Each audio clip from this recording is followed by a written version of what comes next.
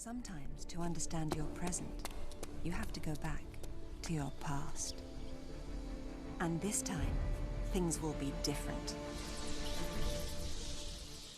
Hello everyone, I'm Ken, and welcome back to another episode of Young Dad Gaming Reviews, the series where I review, recount, and reminisce about games that I grew up on, as well as decide whether my sons will be growing up in the same games, and which one should be avoided for now due to extreme violence, suggestive themes, and or because the game just sucks. Next up, Tomb Raider Anniversary.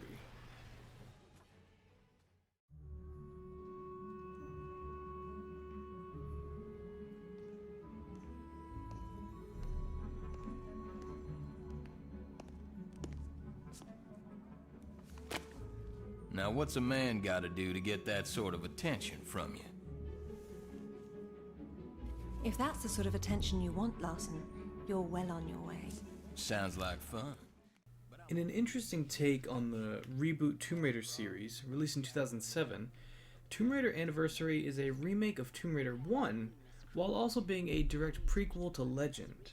Does this game follow the same great strides that Legend set before it, or should this remake have just remained an original?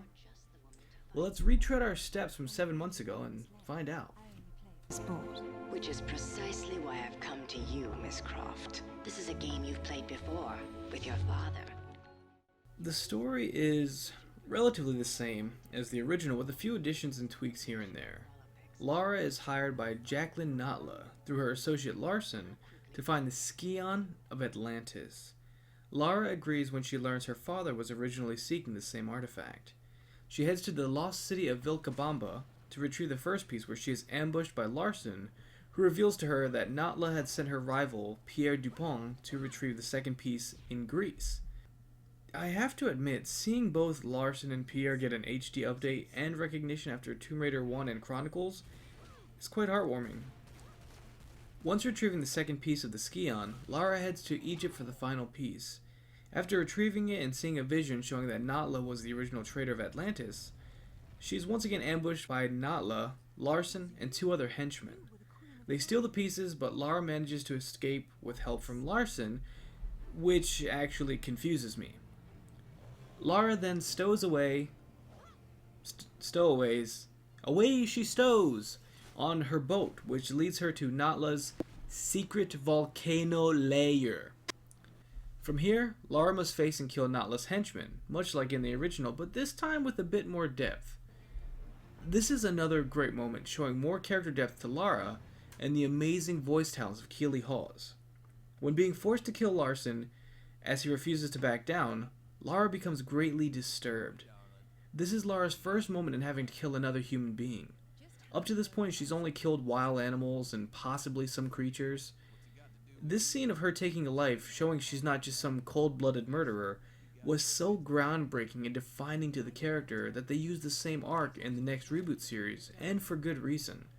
Seeing this depth and emotion to Lara really makes you feel for her as a character. I know how bad you want this, but I can't let you pass. And we both know you're not gonna kill me for it.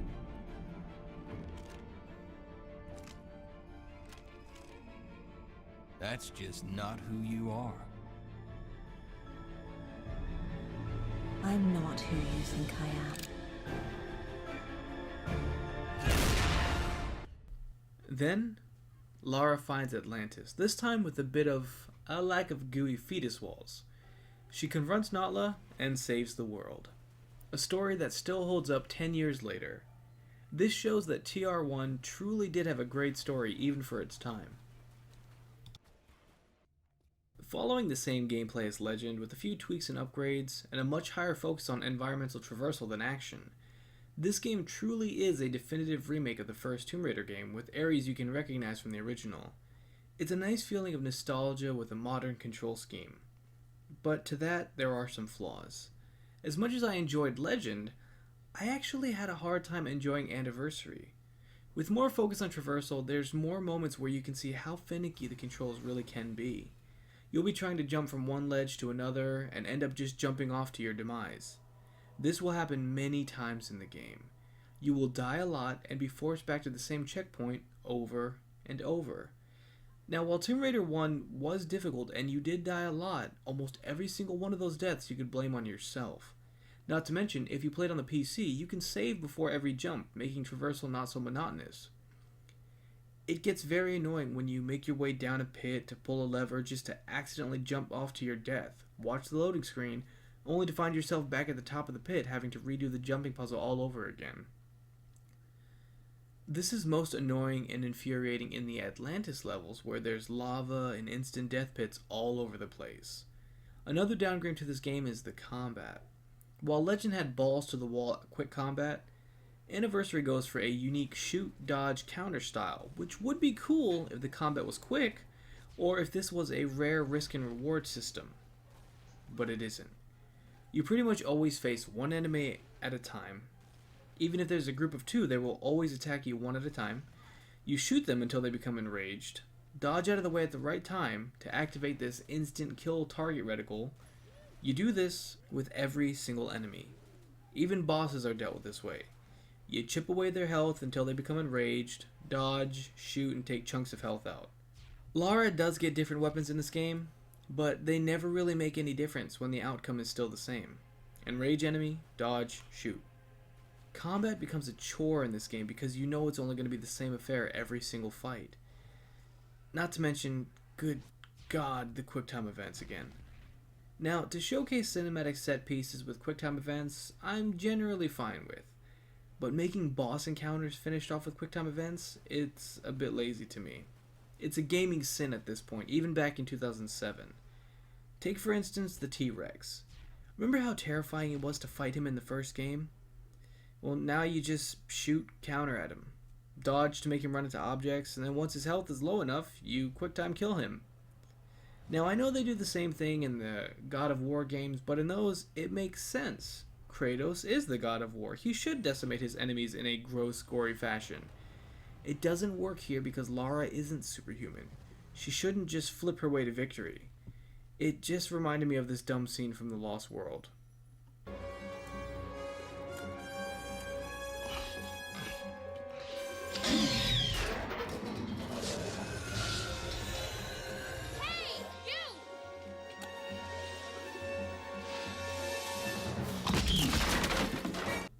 Just flip and shoot and QuickTime. I know this is nitpicking, but I really couldn't get over this, especially since it's a remake. Other than that, there's not much difference added into this game. The physics puzzles are back from Legend, and Lara does still have her grappling hook, but she doesn't really have that many opportunities to use it, which I do respect, as they kept most of the action in the traversing, much like the original.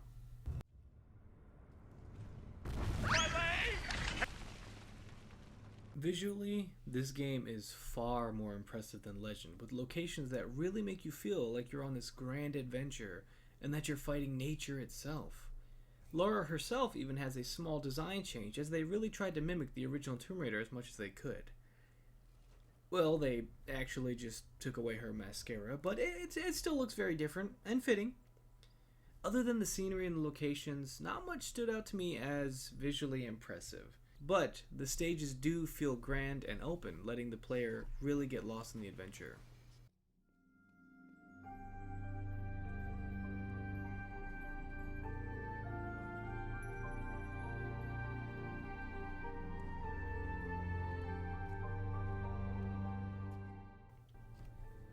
I have to say it once again, and I'm really sounding like a broken record at this point, and I'm really sounding like a broken record at this point, and I'm really sounding like a broken record at this point, but the music in these games they're just chef's kiss. It's even gotten to the point where I will listen to these soundtracks while I write scripts and edit.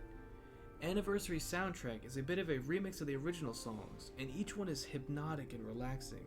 They perfectly capture the juxtaposition of the beauty and satisfaction of adventuring with the tension and anxiety for the dangers that might be lurking. As I mentioned before, Keely Hawes returns as Lara, and we are more than happy to hear her again.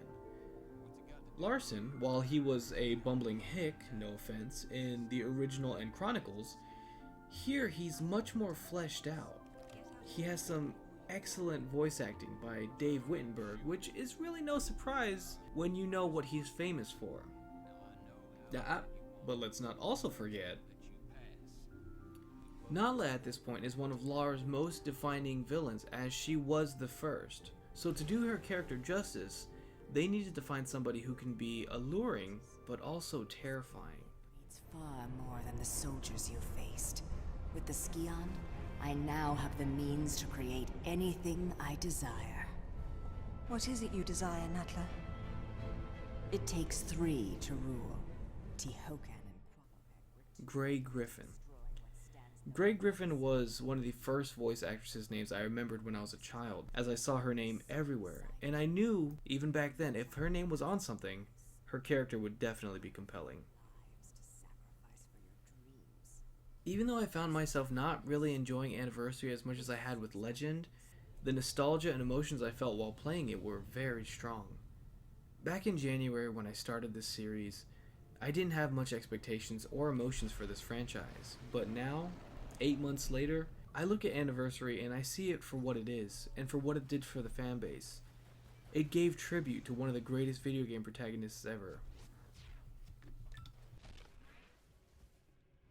Overall, I give Tomb Raider Anniversary a solid 4 Doppelganger Laras out of 5.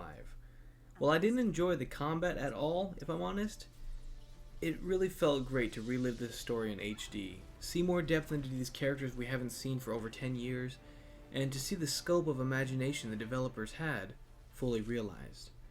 As for games I would let my sons play, I'd say have at it. I think this game would be a great replacement for the younger generation to play as opposed to the original 96 version.